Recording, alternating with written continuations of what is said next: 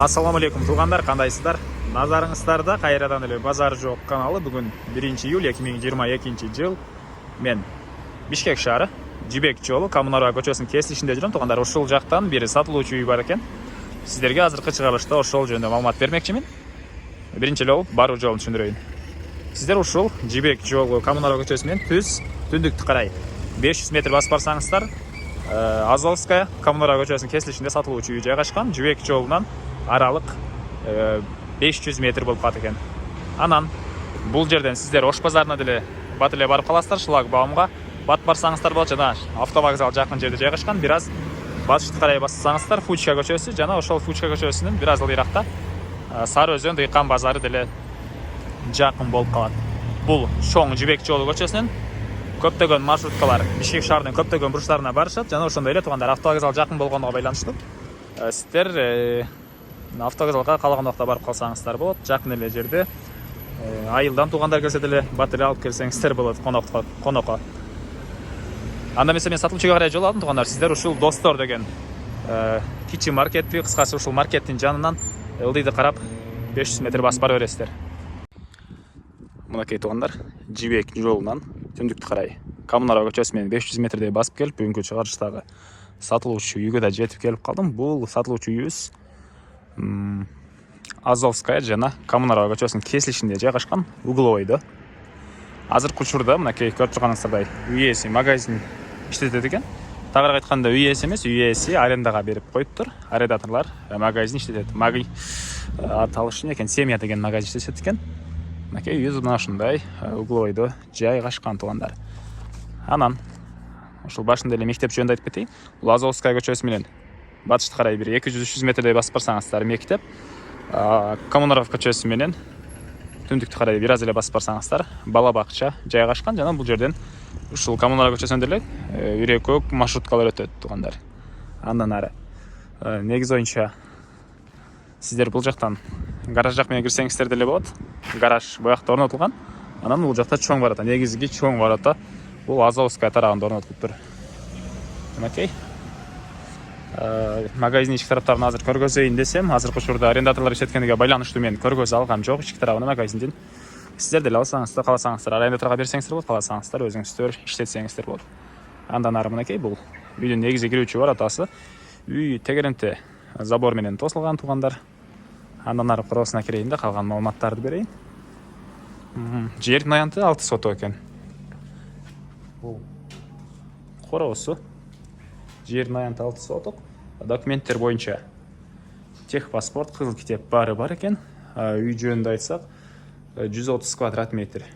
Толук түрдө бышкан кирпич менен бүтүрүлгөн, тышкы тараптан утеплять этилип, андан кийин мына декоративный штукатурка болуп тургандар. Чыгыш тарабы мондай, көрүп турганыңыздардай. Навес алды тарабына бир 2 машина баткандай жер бар экен. Азыркы учурда 1 машина турат туугандар. Кошуналар менен болгон аралык жана көчө тараптан деле мондай көрүп турганыңыздардай забор менен тосулган. Коммуникация боюнча айтсак, свет, суу бар, электр энергиясы 3 фазалуу экен. Центральный канализация, природный газ деле бар, отопление деле бар, ал көмүр, электр энергиясы жана газ менен иштете аласыздар. Азыр видеонун жүрүшүндө дагы көргөзөм калган маалыматтарды. Мынакей бул үйдүн түндүк тарабы. Бул жакта кандайдыр жер жемшекке жерлер, бактар, ал жакта очоккана, баня, отункана, ушундай помещениялар бар. Аларды деле видеонун жүрүшүндө көргөзөм. Бул мына үйдүн түндүк тараптан көрүнүшү туугандар. Бул үйдүн түндүк тараптан көрүнүшү 130 квадрат метр. Бул жерде бул гараж болуп калат. Азыр аны деле көргөзөм. Биринчи эле үйдүн ички тараптарын көргөзөйүн туугандар азыр. Андан соң короосун ачып калган маалыматтарды берем. Үй утеплять этилген. Кышында деле жылуу болот деп айтты үй ээси. Мынакей бул үйдүн негизги кирүүчү эшиги, мына ушундай темир эшик орнотулуптур туугандар. Андан ары түз кирсек, андан ары киргенде мондай тамактануучу бөлмө туугандар. Потолок пластика, дубалдар жармачейин МДФ, андан үйдө тарабы шпаклевка экен жана түштүк тараптан чоң пластик терезе орнотулуптур. Ар бир бөлмөдө отоплениянын батареялары бар туугандар. Мынакей бул киргендеги тамактануучу бөлмө мына ушундай көрүнүштө. Андан ары түз өтсөк, жакта мондай бир бөлмө. көріп тұрғаныңыздардай потолок. Натяжной потолок дуалдар, обой екен, пол, ламинат туғандар. Түндік тараптан пластик терезе орнатылып тұр. Мына ушундай көрүнүштө. Андан ары ушул эле жерден түзөтсөк, мондай коридор. Дуалдар бул жердики деле обой потолок, натяжной потолок тугандар. Бул жактын калган бөлмөлөрдөн полдору жыгачтан болгон пол экен. Анан ушул коридор менен калган бөлмөлөргө бир чекинен кирип кете берет экенбиз. Биринчи жолу бурчтагы душ жайгашкан бөлмөнү көргөзөйүн. Дуалдары кафель, суу арестон менен жылыйт. Ички тарабына раковина орнотулуп, суу чыгарылыптыр. Чыгыш тараптан форточка орнотулган тугандар. Жана айткандай эле канализация, бул үйдө центральный канализация бар. Суусу барды канализацияга куюлат. Эми андан ары кайра эле коридорго чыгып оң тарапка кайрылганда бул жерде бир мондай бөлмө бар экен. Негизи боюнча детский окшойт. Азыркы учурда мына ушундай үй ээлеринин жастыктары жыйналып турган бөлмө экен. Мына потологу гипсокартон, дуалдар обой. Батыш тараптан чоң терезе орнотулуптур. Андан ары кайра эле коридор менен кетебиз. Бул жакта бир детский бөлмө бар экен. Потолок натяжной потолок. Батыш тараптан терезе орнотулган, дуалдар обой, пол жыгачтан болгон пол. Ар бир бөлмөдө отоплениянын батареялары деле бар тугандар. Эми ушул эле жерден түзөтсөк, бул жакта мондай бир бөлмө бар экен. Потолок, натяжной потолок, дуалдар обой, түштүк тараптан терезелер орнотулган тугандар. Пол жыгачтан болгон пол. Бул жакта мега акырын жайсыз отасың десеңиздер, кичинекей бала уктаптыр. Ошого көргөзбөй эле мондай потолокторун тартып коюн. Силерге бул жакта бир спальный бөлмө бар экен тугандар. Бул потологу натяжной, түштүк тараптан терезе орнотулган. Мына ушундай көрүнүштө. Бул полу кичинекей баланы көргөзбөй эле коюн. Бул кроватта уктап жаткан учуру. Эми кайра эле коридорго чыгып сіздерге бұл жақта кухняны көргөзөйүн тугандар.